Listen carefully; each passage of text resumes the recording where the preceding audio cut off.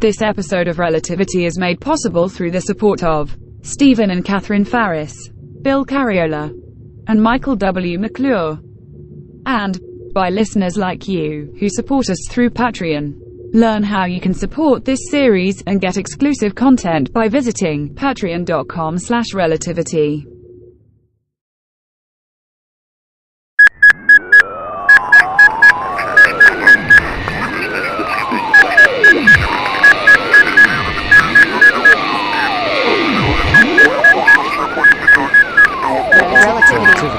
Relativity. Okay, but I am going to tell you some things before I pull this hatch open, because it is quite possible that I'm about to die. It would be more helpful if... I can't hear you because I'm putting on my helmet, which you forgot to tell me to do. If I don't speak to you again, I want you to know and remember that if you got your grief and mixed up sense of responsibility about your father transferred to this poor old fool out in space, you need to know this. If you were my daughter, I would be so proud. Every day of my life, my heart would be singing because the amazing Sophia was my daughter, okay? And I'm pulling the hatch open now.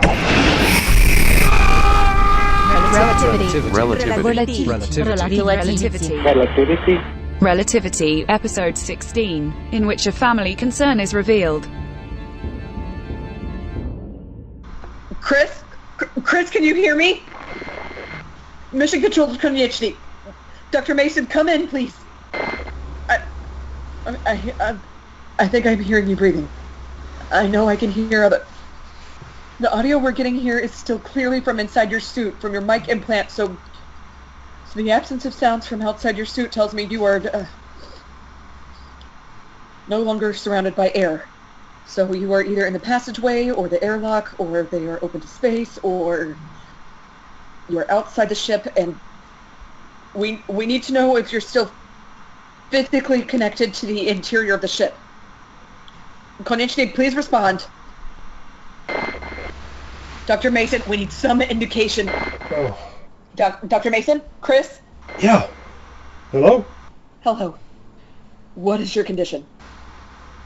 Why can't I touch my head? You're wearing a helmet. Can you see where you are? Did your tethering hold? I see the airlock. Oh, God. Are you still tethered to the interior of the ship?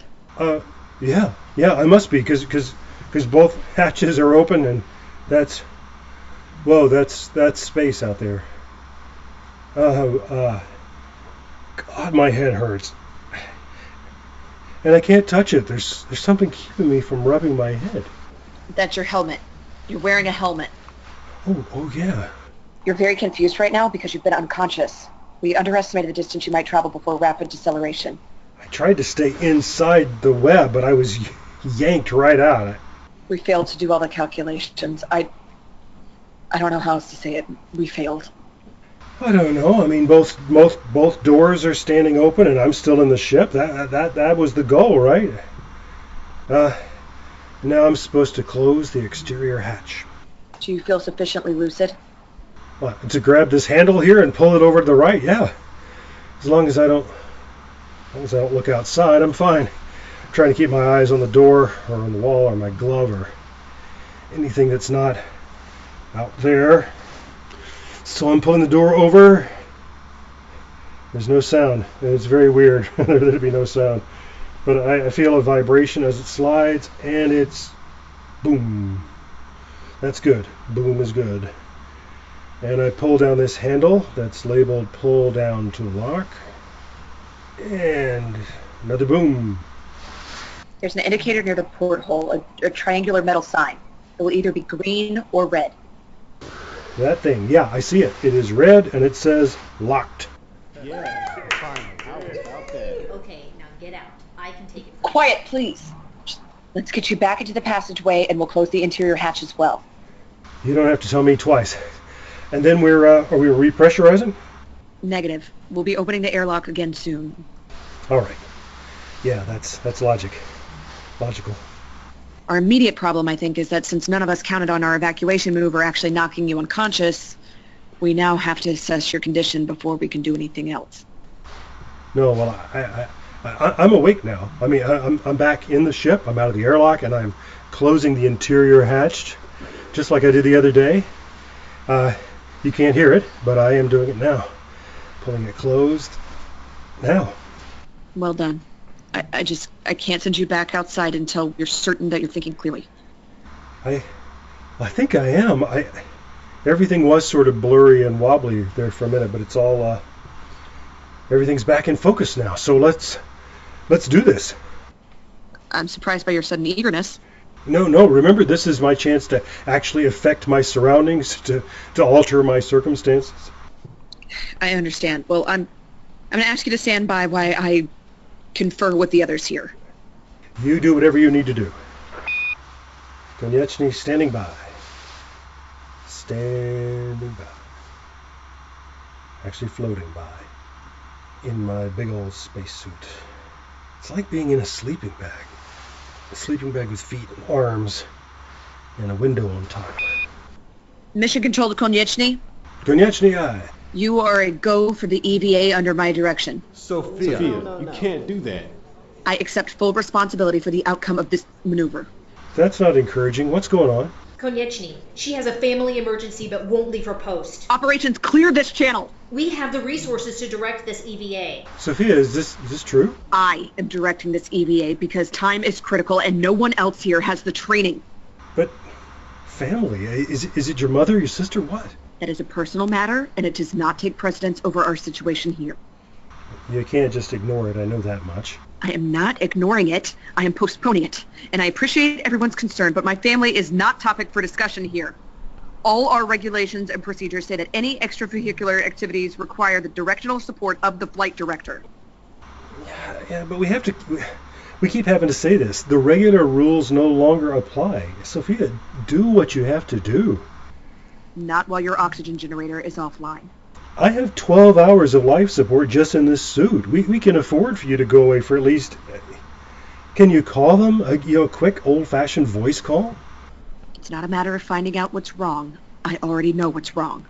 Maybe somebody just wants you to be there, to be with your people. You don't understand. It won't make any difference. If you knew that... All right, everyone plug in. Channel 1, let's get this out in the open. What's going on? Okay. I think we're all on. I told some of you yesterday that I had been worried because my sister was running a fever and she had some raised marks on her back like an insect bite.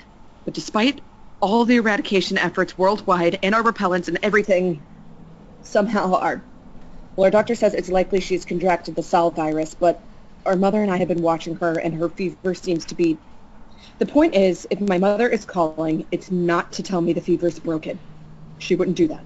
She wouldn't call here to tell me everything's okay.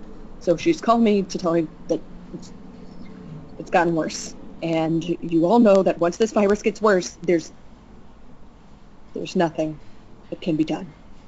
There's nothing else that can be done. Okay, so I need everyone here to focus on their assignments and let me do the same. Because we still have a man out there who has to do his first ever spacewalk so he can fix his ship before his life support shuts down. And by God, we can do something about that.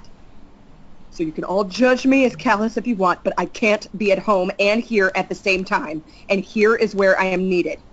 So here is where I'm going to stay. It's her choice. I don't know what I do. All right, Konieczny, let's get you prepped for this operation. Sophia, I'm sorry. I'm so sorry about your sister. Thank you.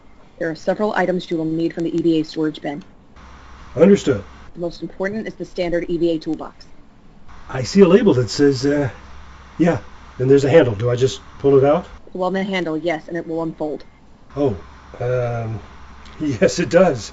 Okay, and you say it's part robot?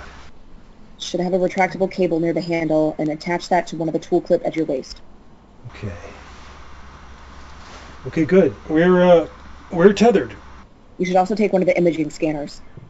Even if you can't send pictures to us, it will be helpful if you collect images that you can examine closely later. Okay, and I see where it clips onto my sleeve. Okay, that's perfect. Okay, there should be an external temperature monitor for each suit. I want you to find one and clip that to your helmet. Okay, roger that. I have it. Doesn't my suit already do this? I'd prefer a double check given the range of temperatures you're going to be going through.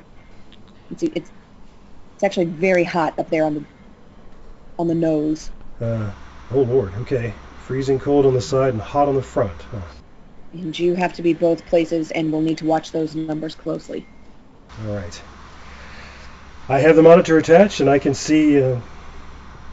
oh, it's already getting very cold in here in the airlock. Yes, that's to be expected. Okay, what else? Do you still have all your safety clips attached to the cables? I do. When you get into the airlock, you'll hook onto the EVA cables in there, then let your first set of cables go.